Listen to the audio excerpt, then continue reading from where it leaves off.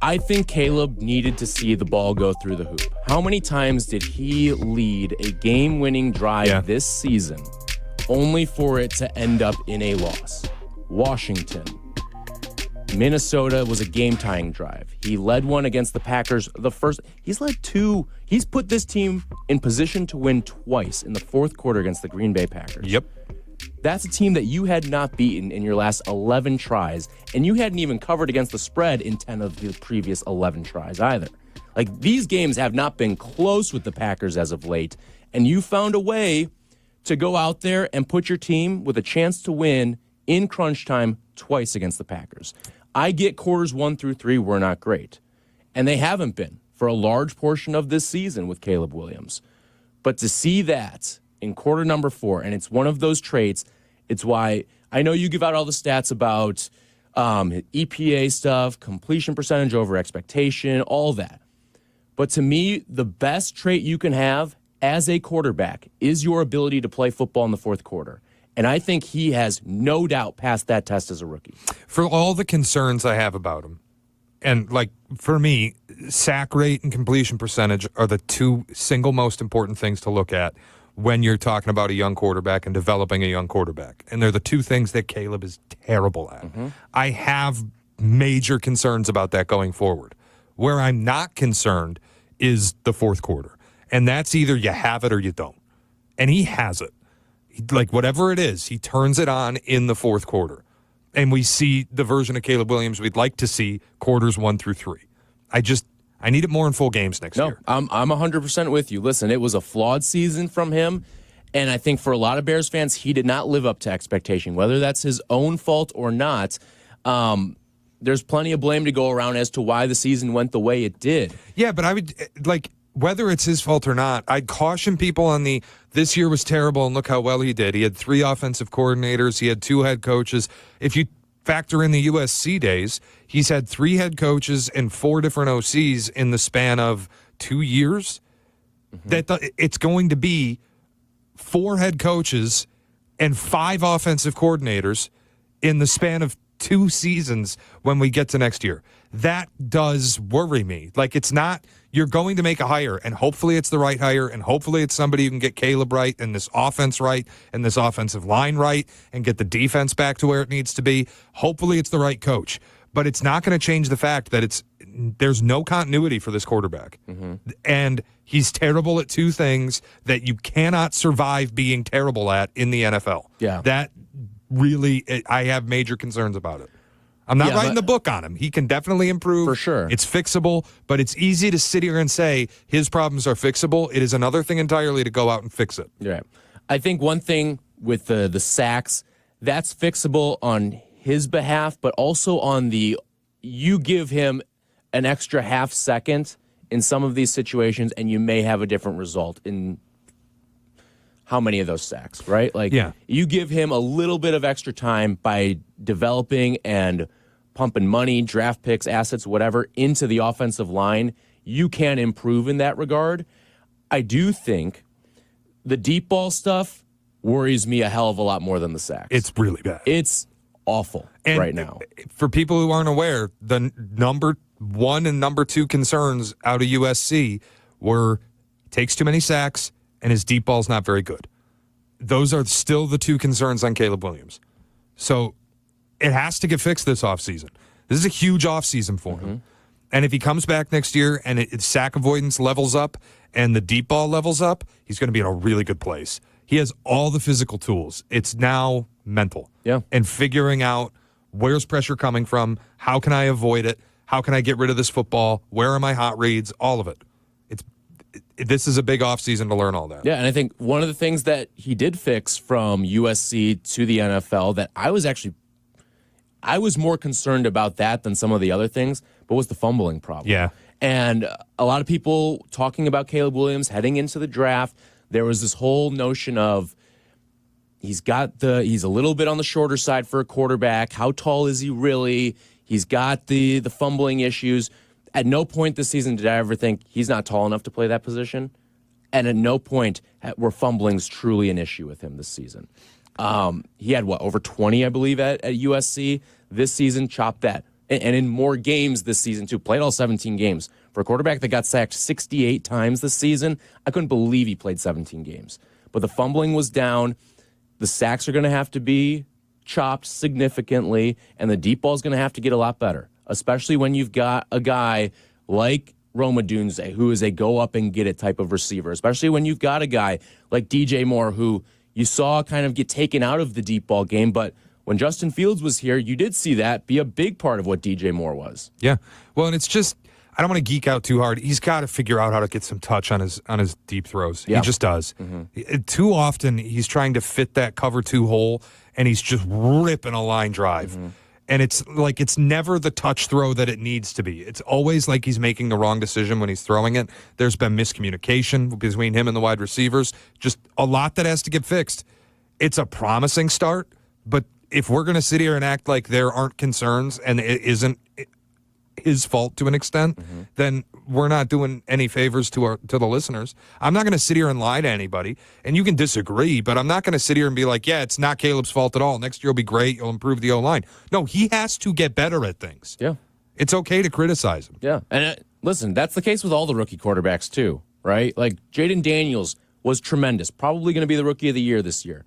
He still had his hiccups over the course of the season. Same with Bo Nix. Jaden Daniels occasionally will have an interception problem. Every couple games, he'll have a problem. Like he'll throw turnover where he throws. He'll throw picks against the Eagles. He threw picks. Yeah, and like almost lost him the game. He has to take fewer hits, I think. Drake May's got to figure out his footwork, man. It's brutal. All these rookie quarterbacks have flaws. They're also all pretty great. Yeah. Like this is the best rookie quarterback class of my lifetime. It's just, for me, same thing. And I think Caleb there's a little misfortune in being the number 1 pick and having guys behind you play better. But the fact that this class is as good as it is, that is going to work against him a little bit. Like if we're talking about this in 10 years and Caleb, Jaden Daniels, Bo Nix are all like 3 of the top 7 quarterbacks in football, to me, it doesn't really matter where they went in the draft at that point. Yeah, I think you're happy with who your guy is. If you get a top 7 quarterback with the number 1 pick, you did a good job. You succeeded with the pick that you used. Irrelevant where anyone else ends up. Right. 312-332-3776. You want to talk Bears with us? Tyler Rocky and Shea Norling in for Greeny today. Bob's in Iowa City. What's up, Bob? Yeah, good morning. As a Bears fan, I was rooting for the Lions in the game last night with the Vikings because that gives Ben Johnson time to be interviewed. And I think if the Vikings had won, polls might have, interviewed Brian Flores. And with the reports that have been out there about polls being reluctant to interview somebody like Johnson who might want to ask to have his own GM. But anyway, that's why I was glad that the Lions won last night. All right. Thanks for the call, Bob. To me, it doesn't really matter. Didn't really matter. Like you were going to interview Ben Johnson, right? Like and I don't think yesterday really changed my opinion a whole heck of a lot over who I want as the next head coach of the Chicago Bears. Like, I want Ben Johnson.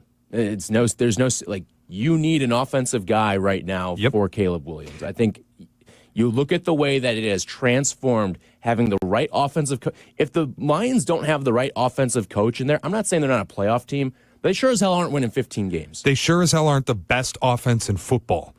And even yesterday, there were a couple calls that I didn't love from him. 3rd and 8 on the opening drive. You run off tackle with Gibbs. I didn't like that. Both play callers could have run the ball a little more yesterday. Absolutely. I hated a shot play on 1st down with your quarterback standing in the end zone. And what happened? Jared Goff threw a pick. So there are still flaws with Ben Johnson. But if you look at Bryce Young yesterday, if you didn't get a chance to watch Panthers-Falcons, Bryce Young was fantastic. And we're talking about a quarterback who was the NFL equivalent of a dead body at the start of this season. He was awful. He got benched. And then he comes back and now he looks serviceable to maybe good. Like there's a chance that the Panthers have their franchise quarterback in Bryce Young. That is Dave Canales, who saved Baker Mayfield and then went to Carolina and is now saving Bryce Young. That's what an offensive coach can do for you. Yeah. And listen, the record isn't shiny for the Carolina Panthers at all. Same as the Bears, 5-12. However, the improvement that you saw from Bryce Young from game 1 of this season to getting benched to Andy Dalton gets in a car accident, so he's thrust back into action, and then he plays the way that he did the rest. Like Dave Canales, the record doesn't look good. That was a successful year for the Panthers. 100%. Very successful. You got clarity on your quarterback. You were hanging tough against great opponents, not good opponents, great opponents. And you developed an offense. You have an identity. You've got a quarterback who went out and showed that he can be good in winning time. And it's something that the Bears now have to go and find. They have to find their version of Dave Canales in this offseason. I think it's Ben Johnson. I do. That is the guy I'd hire. I've been clear about it. It's my preference. I think that you have a quarterback that needs to have success, and the best way to do it is to get an offensive coach. And like people hold up Sean McDermott, this defensive coach who's done great things with the Bills, and Josh Allen looks good. That's wonderful. He's a defensive coach, and his defense largely is not good. That is a concern. I think he holds them back in playoff spots where Josh Allen, frankly, has played perfect football and been let down by a defense that consistently gives up 30-plus points in a playoff game. Well, in critical situations, too, you think about like third down. That's where the Bills really struggle. Here's who the Bears have put their requests in for. They don't need to put one in for Mike Vrabel or Thomas Brown, but they will interview those two candidates. The requests are in for Ben Johnson, Drew Petzing, Aaron Glenn, and Anthony Weaver. So far, the only one that we've seen confirmed that will interview among the requests is Ben Johnson. So I think that's a good sign for the Bears, for people who are maybe a little unsure whether or not Ben Johnson would actually want this job.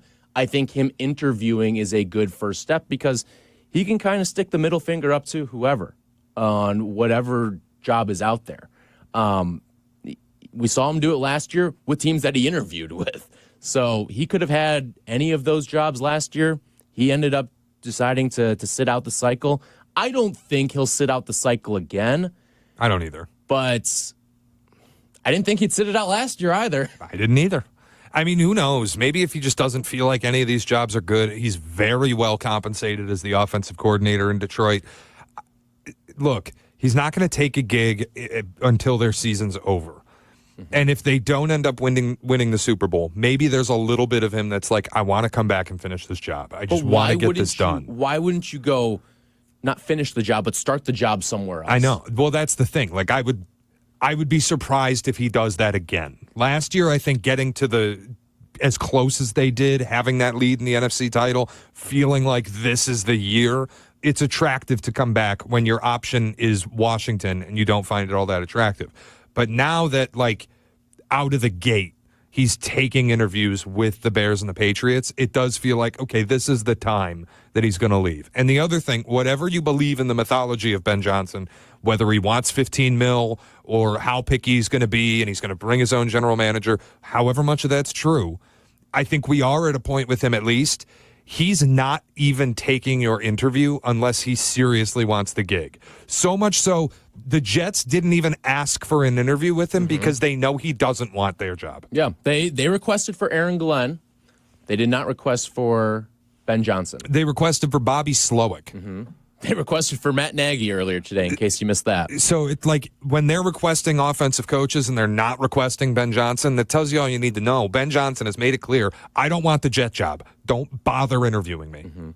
He's not going to waste his time. I think that's something that's, for all the rumors that are out there, that's something that seems pretty concrete and believed to be true. Now, the thing I'm looking at, too, with Ben Johnson, if he doesn't take one of the Jaguars, Bears, or Patriots jobs, what job does he want at that point? Yeah, I mean, like, are you waiting out Andy Reid? Are you seeing if Zach Taylor gets fired next year? I don't think John Harbaugh is going anywhere anytime soon. Sean McDermott has done enough to, I don't think he's anywhere close to a hot seat. You're only going to a place, I feel like, with an elite quarterback. Like, those are the only jobs that would trump any of the Jaguars, Bears, or Patriots right now in this cycle. But those jobs may not come open for a little bit. And I'm sorry, you can't sit on your hands as an OC forever. Yeah, I think, for the future, too. Oh, you have these 3 gigs available to you, where you have Drake May, Caleb Williams, and Trevor Lawrence. They're available, and you can interview for them, whether or not he gets them. But if it's another situation of, actually, I'm going to stick it out in Detroit, I'm not going to take a head coaching gig this year, at what point do NFL teams just go, all right, dude, then just be an OC forever? Yeah, it's not worth the headache of trying to, I'm not going to be strung along here. If you are chasing after a girl and she's like, maybe one day we'll go on a date, but you'll have to keep, not right now. I'm not ready for a relationship. At a certain point, you're done chasing that girl. Yeah. You're going to move on. Move on. Move the drill. He can't keep doing this. So I do think this ultimately is the season where it's like, okay, I'm going to be a head coach, or maybe you just want to be the offensive coordinator in Detroit forever. Which, listen, he could be great there. And I'm sure Dan Campbell would be the biggest winner out of all of that, to not have to go out and find a new OC that can match what he had with Ben Johnson. That would be Dan Campbell's dream. And he gets a ton of credit for retaining him for as long as he has, because that in and of itself, I think, is spectacular. Yeah. So we'll see. He remains my number 1 target.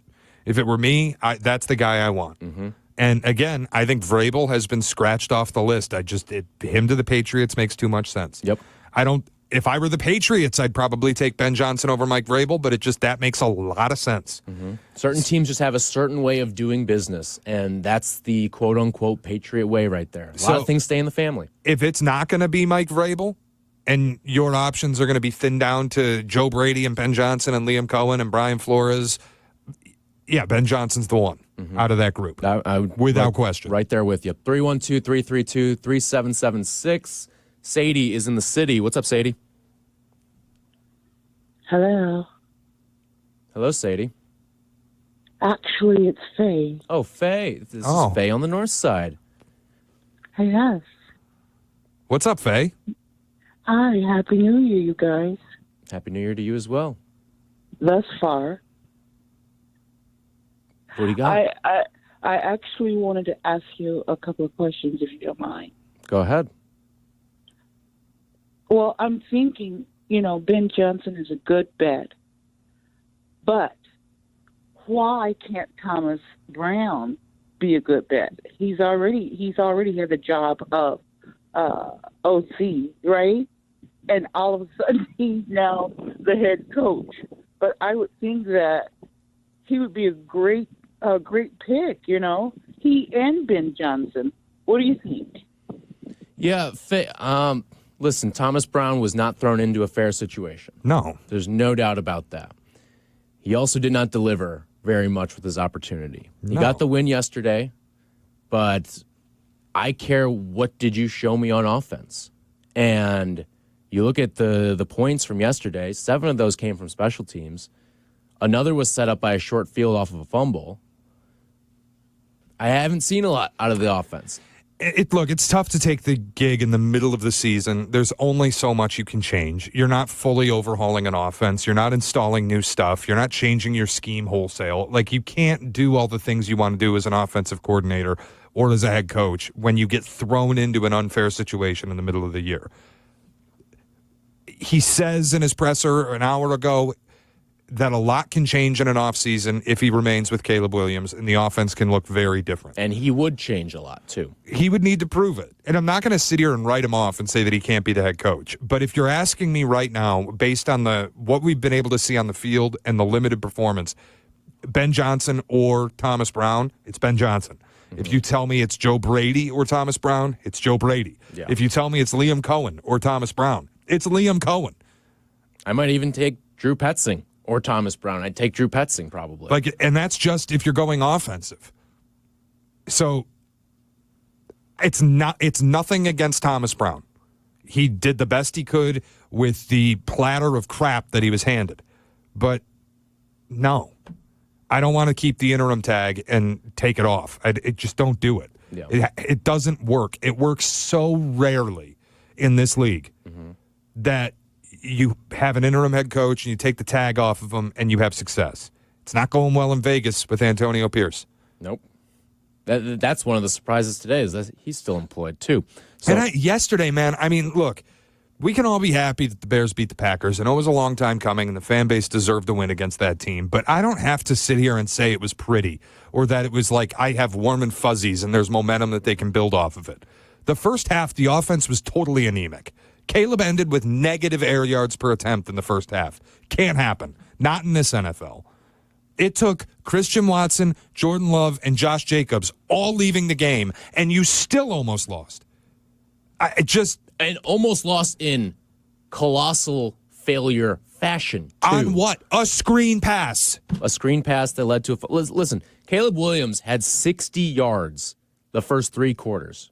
He turned it on in the fourth at 88, but he had 60 through quarters 1 through 3. That needs to be cleaned up. And you want to see this offense start fast, and it never did. And so help me God. And look, I'm not going to sit here and be like, oh, losing 3 spots in the draft, that was a stupid win, bad win.